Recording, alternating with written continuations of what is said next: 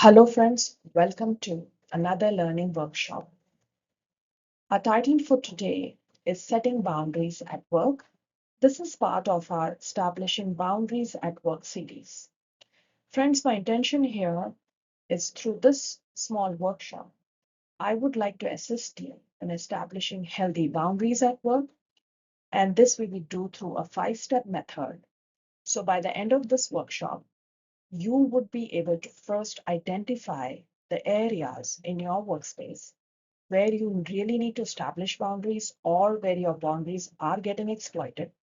Next, through a 5-step method, which I take an example from my coaching assignment, you would learn through an example what you would do in that 5-step method, step by step, so that practically you can also establish the way my client did and was quite successful in setting up healthy boundaries.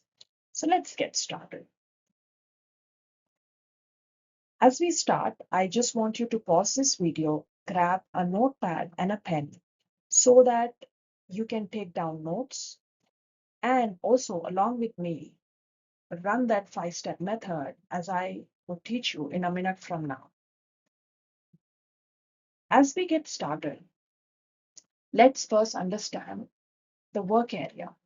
Now, before we establish boundaries, what's really important for us to understand is our work comprises of a lot of things.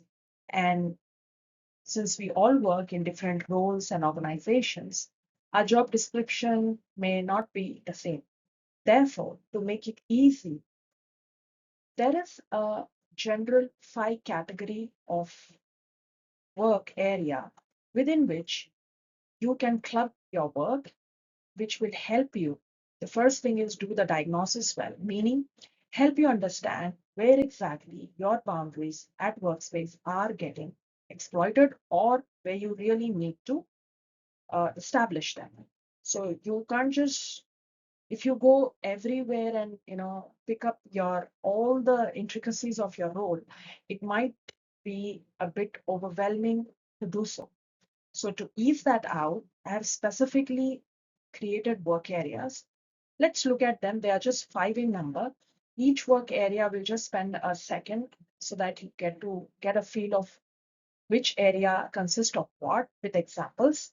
And then once we have those areas, we will then move ahead with our 5-step method. So let's get started here. The first area, work area, is our work-life balance, which is about our after-hours communication or unclear expectations. Then we have our professional development, and an example of that is an ambiguous, unclear career path. Then we have our workload management, where we may be bombarded with unrealistic deadlines or scope creep, a common thing in project management. Then we have team dynamics, which is about micromanagement, lack of autonomy, gossiping. Then we have remote work challenges, wherein there are very thin blurred lines between home and office, something we all have been experiencing post the COVID times. So now having seen this work area, the 5 main categories, let's move on to the 5-step method, how we do it.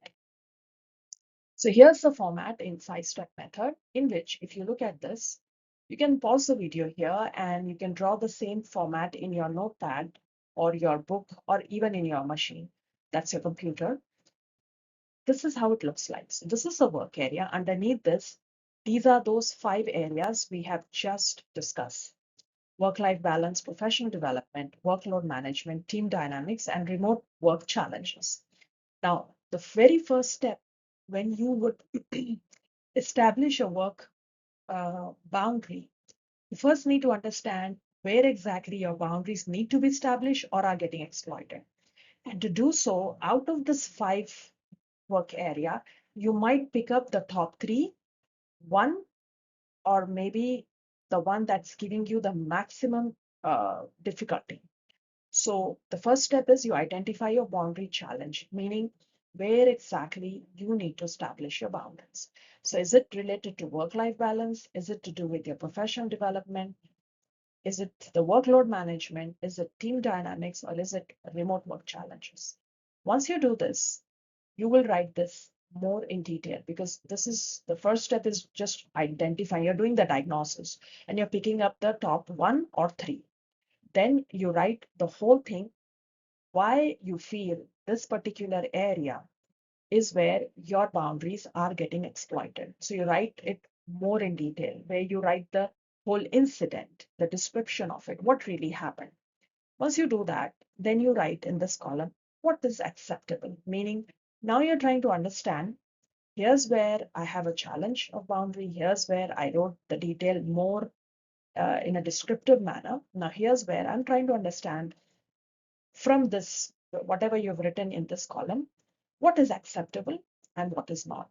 So this is where you're practically establishing boundaries. And finally, what you intend to do as action steps in establishing that. So this is a general explanation of it. Now let's look at it through an example. Meet Rohan.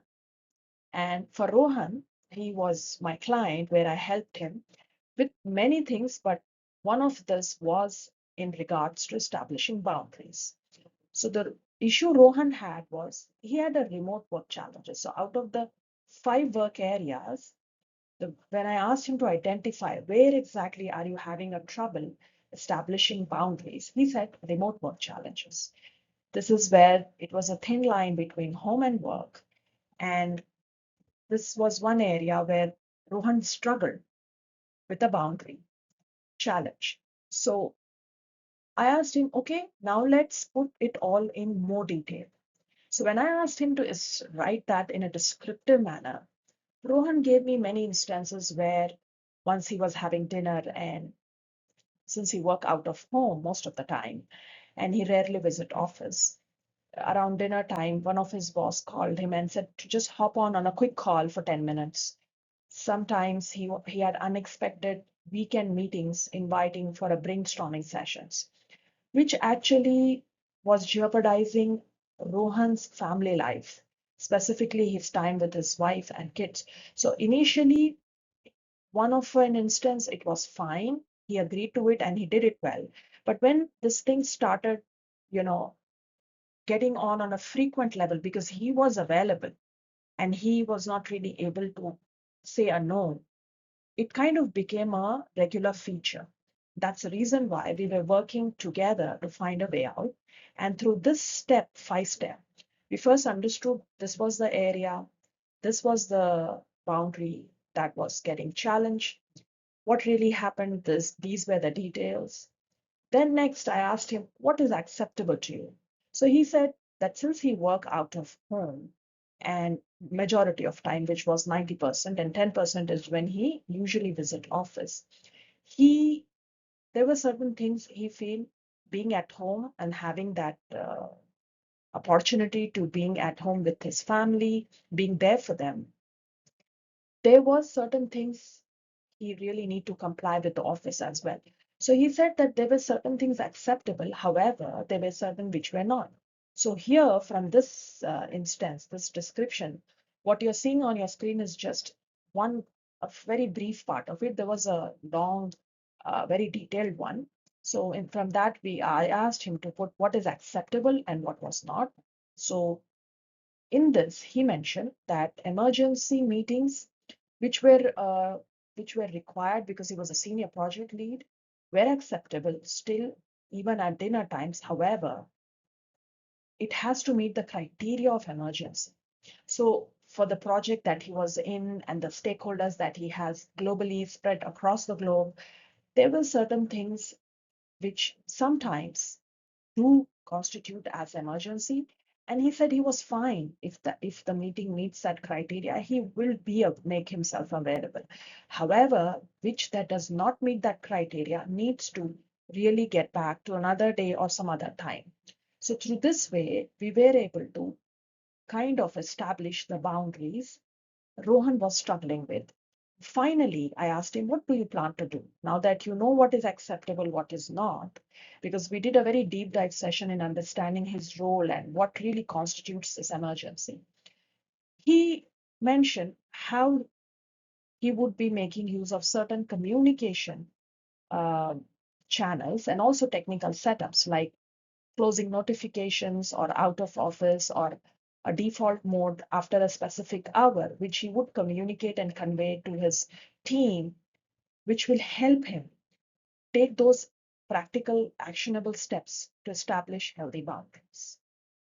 So, this was just one example, friends, of a piece from a coaching work that I did with Rohan, which through a simple 5 step format method will help you set boundaries at work. So, if you are struggling, just like Rohan was, use this method, put your boundary work to practice by working on specifically this part, what is acceptable, what is not, which then will help you establish your plan of how you would be able to establish healthy boundaries at work. Having a healthy boundary at work plays a very key role in the way you manage your stakeholders, even position yourself as an authority, plus gives you that enough time that you need to spend both at work and back home. So I hope the simple 5 step method really helps you as well, the way it did to Rohan. And if you have more questions, connect with me so that I can teach you more. Thank you.